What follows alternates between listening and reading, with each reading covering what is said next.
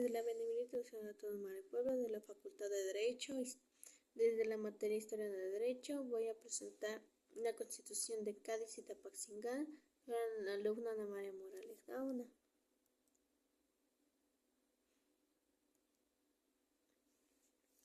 Bueno, en la Constitución de Cádiz, o también llamada Constitución Española de 1812, o Constitución Política de la Monarquía Española, popularmente conocida como la PEPA, fue la Carta Magna del Reino de España promulgada por las Cortes Generales reunidas de Cádiz el 19 de marzo de 1812.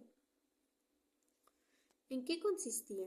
La Constitución de Cádiz consistía en un preámbulo de 10 títulos con 384 artículos y estuvo en una vigencia durante 2 años antes de que el regreso de Fernando VII al trono de España provocara la degollación en Valencia en 1814.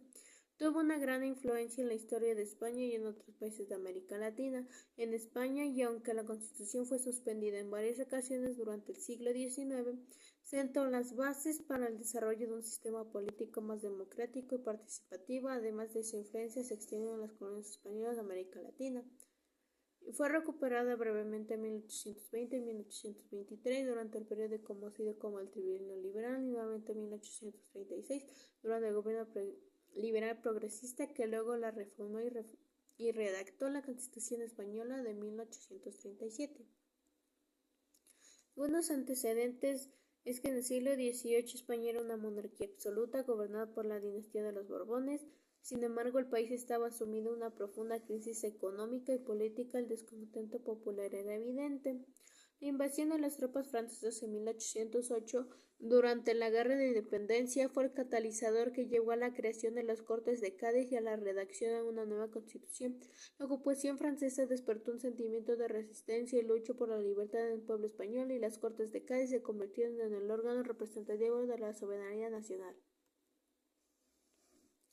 Algunas de sus características es que la soberanía nacional establecía que residía en la nación, representada por las Cortes Generales y Extraordinarias. Dentro de su separación de poderes divide el poder legislativo, ejecutivo, judicial con el objetivo de limitar el poder del monarca y garantizar un sistema de equilibrio y control. Dentro de los derechos individuales reconocía derechos fundamentales como la libertad del pensamiento, de expresión, de imprenta, la igualdad de todos los ciudadanos ante la ley y la abolición de los privilegios de la nobleza. La centralización del Estado pretendía establecer un sistema administrativo centralizado que pudiera superar la fragmentación y política territorial de España en aquella época. La universalidad, el programa proclamaba la igualdad de todos los ciudadanos ante la ley independientemente de su origen social o económico.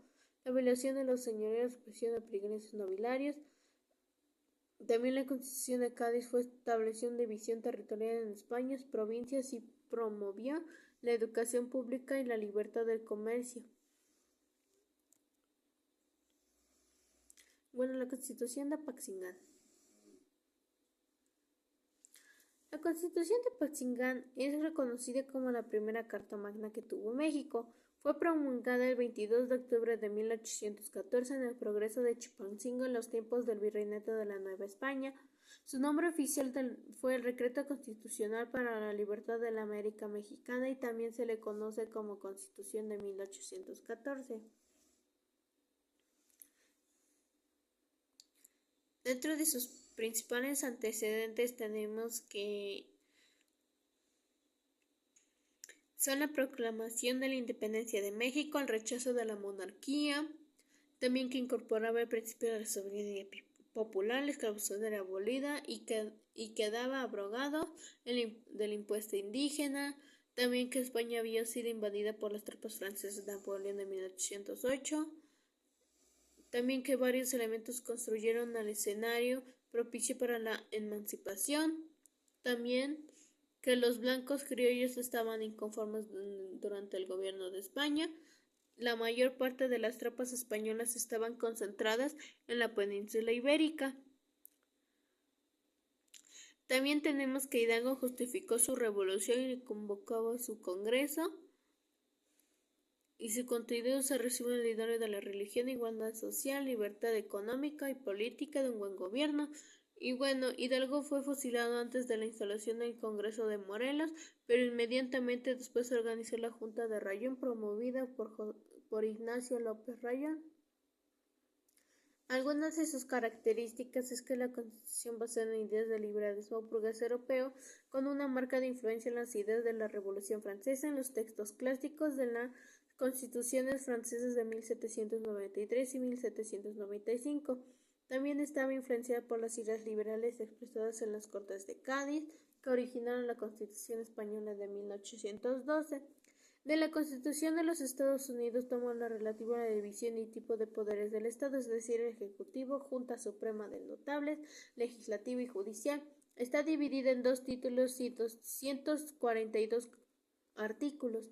A través de este se crearon las provincias de México, Tlaxcala, Puebla, Veracruz, Yucatán, Guanajuato, Tepán, Oaxaca, Michoacán, Querétaro, Coahuila, Guadalajara, Zacatecas, Durango, Potosí, Nuevo Reino de León y Sonora. La forma de gobierno que adoptó la primera Constitución mexicana fue la República, en sustitución del sistema monárquico que imperaba en el Virreinato de Nueva España. En el nuevo Estado mexicano se dividen los 3 poderes clásicos: ejecutivo, legislativo y judicial. El gobierno supremo, así llamado el poder ejecutivo, estaba compuesto por 3 representantes pero igual de poder. El poder era algo ejercido por alternado por 4 meses, aparte de los labores administrativa y ejecutiva que desempeñaba el poder ejecutivo. En otra función era garantizar el resto de los derechos que tenían los ciudadanos.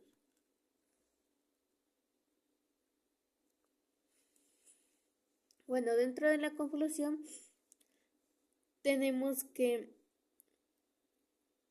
qué son las reformas y qué son los pequeños cambios aprobados por el Congreso que permiten cambiar una de 10 artículos sin modificar el contexto legal en su totalidad.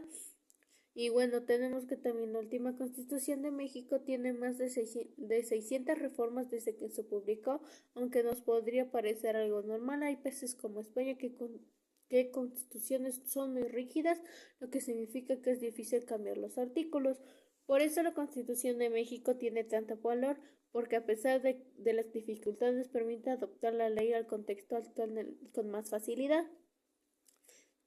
Conocer nuestra Constitución es indispensable para cualquier abogado, y mientras más puedes conocer de ella, tengamos más ventajas frente a los colegas y también en nuestro estudio para la formación de abogados.